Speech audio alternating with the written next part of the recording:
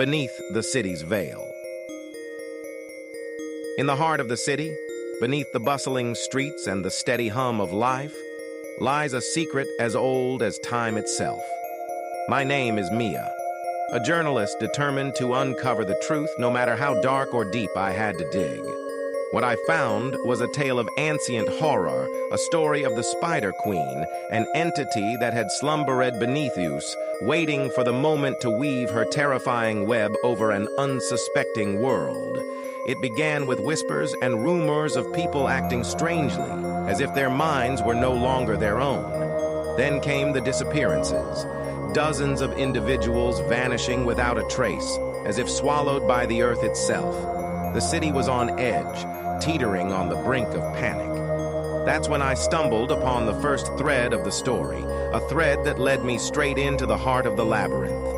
The Spider Queen was no myth. She was real, an ancient being of immense power, awakened from her eons-long slumber by the vibrations of our modern world. Her webs were not just silk, but conduits of control, capable of ensnaring the minds of those who wandered too close, turning them into puppets to serve her will. The city's underground was her kingdom, a vast network of tunnels and catacombs, all interconnected by her web. It was there that I found her, in a chamber so vast it seemed to swallow the light itself. The Spider Queen, a creature of nightmares, her body a grotesque fusion of spider and human, her eyes gleaming with malevolent intelligence. She spoke, her voice echoing in the darkness, telling me of her plan to reclaim the surface world, to weave her web across the minds of humanity.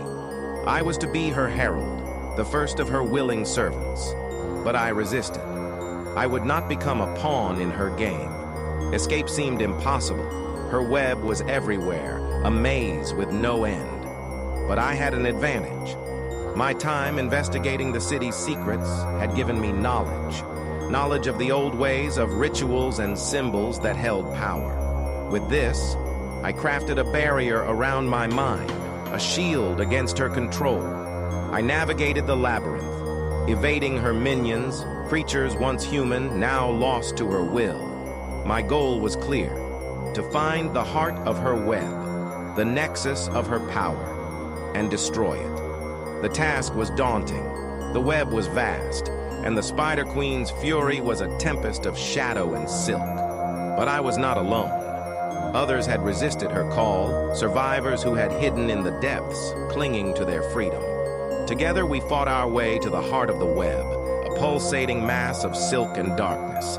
And there, with fire and steel, with hope and defiance, we struck. The battle was fierce, the Spider Queen a foe of unimaginable power.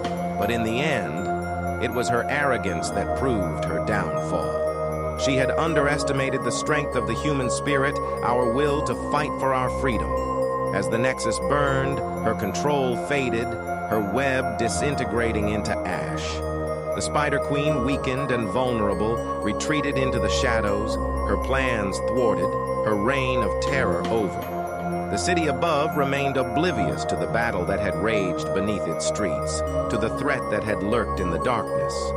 But we knew, and we remained vigilant, guardians of a secret war, ready to stand against the darkness should it ever rise again. So, if you ever feel a shiver run down your spine as you walk the city streets, remember the tale of the Spider Queen. Beneath the surface, in the shadows, the web may still linger, waiting for its chance to ensnare the world once more.